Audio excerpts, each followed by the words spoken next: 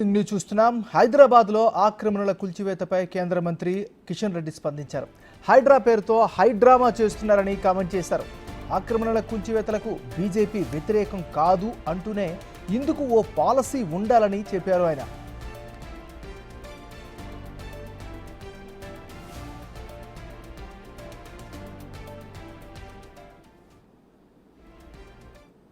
హైడ్రాకు సంబంధించి ఈరోజు అనేక రకాలుగా ప్రజల ముందు హైడ్రామా నడుపుతా ఉన్నారు.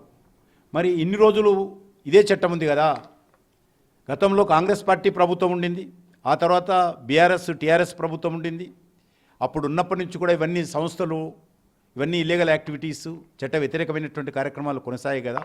మళ్ళీ అప్పుడు ఎక్కడ పోయినా మీ చట్టాలను అడుగుతా ఉన్నాను. అదే వ్యవస్థ కదా. మరి ఆ రోజేమో మీరు ఉన్నప్పుడే, అధికారం ఉన్నప్పుడే కట్టారు.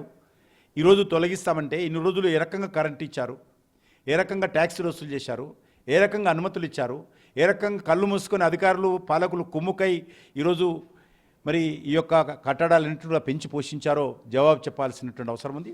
దీనిపైన మరింతగా లోతుగా చర్చించి దీనిపైన నిర్ణయాలు తీసుకోవాల్సిన అవసరం ఉండింది.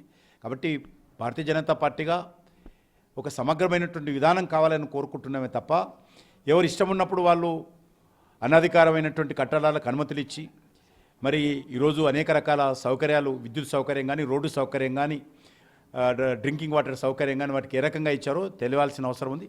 దీనిపైన అందరికీ ఒకే రకమైనటువంటి చట్టం ఉండాలి, అందరికీ ఒకే రకమైనటువంటి విధానం ఉండాలి. ప్రభుత్వ అధికారులు చేసినటువంటి పొరపాట్లపైన కూడా సమగ్రమైన దర్యాప్తు జరపాలి. హైదరాబాద్లో ఆక్రమణల కూల్చివేతలపై కేంద్ర మంత్రి కిషన్ రెడ్డి స్పందనకి సంబంధించి మరింత తాజా సమాచారాన్ని ఢిల్లీ నుంచి మా రిపోర్టర్ శివ అందిస్తారు. శివ, చెప్పండి, కిషన్ రెడ్డి ఏం చెప్పదలుచుకున్నారు సూటిగా? హైడ్రా పేరుతో హైడ్రామా నడుస్తోంది హైదరాబాద్ లో అనేది ఒక కీలక వ్యాఖ్య అయితే కేంద్ర మంత్రి కిషన్ రెడ్డి చేశారు. గతంలో అక్రమ నిర్మాణాలకు అనుమతులు ఇచ్చిన ప్రభుత్వం ఇప్పుడు కూల్చివేతలు చేస్తున్నట్టు కూడా వ్యాఖ్యానించారు. అంటే అప్పుడు ఎలా అనుమతులు ఇచ్చారు, విద్యుత్ సదుపాయం కానీ, నీటి సదుపాయం ఎలా కల్పించారనేది ప్రధానంగా ఆయన ఆరోపించారు. మరోవైపు గత 10 సంవత్సరాల కాలంలో కూడా బీఆర్ఎస్ గవర్నమెంట్ లో కూడా చూసి చూడనట్లు వ్యవహరించడం వల్లే ఇప్పుడు అక్రమ కట్టడాలు ఎక్కువైపోయాయి అనేది ప్రధానంగా ఆయన వ్యాఖ్యించారు. అక్రమ నిర్మాణాలకు రోడ్లను నిర్మించి సదుపాయాలు ఎలా కల్పించారనేది మరో వ్యాఖ్య చేశారు. ఇప్పుడు అవన్నీ కూడా లోతుగా చర్చించాల్సిందే. ఏ చర్యలైనా చట్టపోయినా అందరికీ సమానంగా వర్తింపజేయాలి, ఇష్టం వచ్చినట్లు చేస్తామంటే సరికాదంటూ కూడా ఆయన తెలియజేశారు. గతంలో అనుమతులు ఇచ్చిన అధికారులపై కూడా చర్యలు తీసుకోవాలి అనేది ప్రధానంగా కేంద్ర మంత్రి కిషన్ రెడ్డి తెలిపారు. అంటే ఇప్పుడు కాంగ్రెస్ ప్రభుత్వం వచ్చిన తర్వాత అక్రమ కట్టడాలను కూల్చివేయడం కానీ, గతంలో పర్మిషన్ 10 సంవత్సరాల కాలంలో బీఆర్ఎస్ కూడా అనేకమైన వారికి సంబంధించిన వారికి కానీ, బీఆర్ఎస్ పార్టీ సంబంధించిన వారి ఇతరులకు అనుయాయులకు అక్రమ నిర్మాణాలు చేపట్టడానికి పర్మిషన్ ఇచ్చారు. గతంలో ఈ పర్మిషన్ ఇవ్వడం వల్ల కూడా ఈ ఏదైతే మొత్తం చెరువులు కానీ, లేకులు ఏవైతే ఉన్నాయో అవన్నీ కూడా ఆక్రమించి కట్టడాలు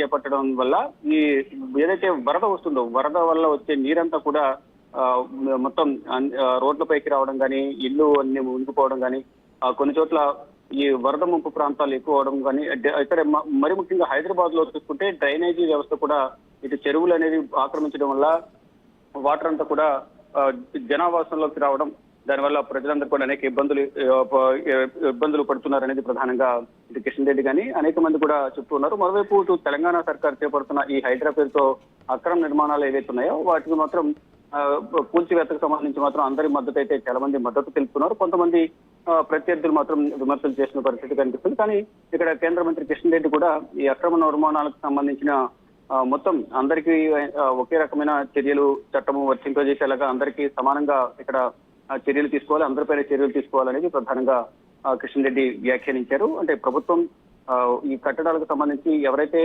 అధికారులు ఉన్నారో అధికారులు ఇష్టానుసారం వ్యవహరిస్తున్నారు. ప్రభుత్వాలు మారినప్పటికీ అధికారులు వారే ఉండటం వల్ల వారికి ఇష్టం వచ్చినట్లు పర్మిషన్ ఇవ్వడం ద్వారా ఈ లేకులు కానీ, ఇటు చెరువులు కానీ అక్రమ ప్రాంతాల్లో అక్రమ కట్టడాలు చేపట్టిన తర్వాత మళ్ళా వాటికి డ్రింకింగ్ వాటర్ కానీ, రోడ్డు సౌకర్యం, మరోవైపు పవర్ సప్లైకి సంబంధించి కూడా అన్ని కూడా అధికారులు వీటన్నిటికీ పర్మిషన్ ఇవ్వాల్సి ఉంటుంది. కాబట్టి అధికారులు పర్మిషన్ ఇచ్చే సందర్భంలో ఇదంతా కూడా వెరిఫై చేసుకుని మాత్రమే పర్మిషన్ ఇవ్వాల్సి ఉంటుంది. అటువంటి వెరిఫికేషన్ చేసినప్పటికీ కూడా అవినీతికి పాల్పడి డబ్బు కాల్చిపడి పర్మిషన్ ఇస్తున్నారు. అటువంటి అధికారులపై చర్యలు తీసుకోవాలి అనేది ప్రధానంగా కేంద్ర మంత్రి కిషన్ రెడ్డి డిమాండ్ చేస్తున్నారు. ఏమన్నారు? Thank you Shiva.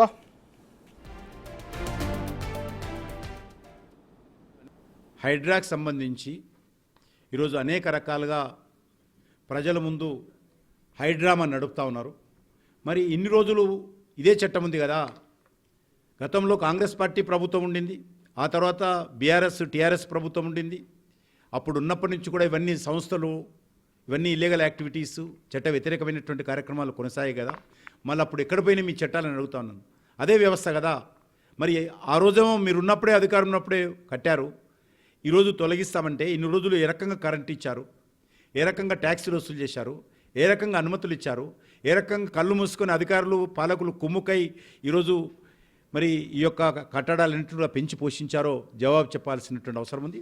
దీనిపైన మరింతగా లోతుగా చర్చించి దీనిపైన నిర్ణయాలు తీసుకోవాల్సిన అవసరం ఉండింది. కాబట్టి భారతీయ జనతా పార్టీగా ఒక సమగ్రమైనటువంటి విధానం కావాలని కోరుకుంటున్నామే తప్ప ఎవరు ఇష్టం ఉన్నప్పుడు వాళ్ళు అనధికారమైనటువంటి కట్టడాలకు అనుమతులు ఇచ్చి మరి ఈరోజు అనేక రకాల సౌకర్యాలు, విద్యుత్ సౌకర్యం కానీ, రోడ్డు సౌకర్యం కానీ, డ్రింకింగ్ వాటర్ సౌకర్యం కానీ వాటికి ఏ రకంగా ఇచ్చారో తెలియాల్సిన అవసరం ఉంది. దీనిపైన అందరికీ ఒకే రకమైనటువంటి చట్టం ఉండాలి, అందరికీ ఒకే రకమైనటువంటి విధానం ఉండాలి. ప్రభుత్వ అధికారులు చేసినటువంటి పొరపాట్లపైన కూడా సమగ్రమైన దర్యాప్తు జరపాలనేది నా డిమాండ్.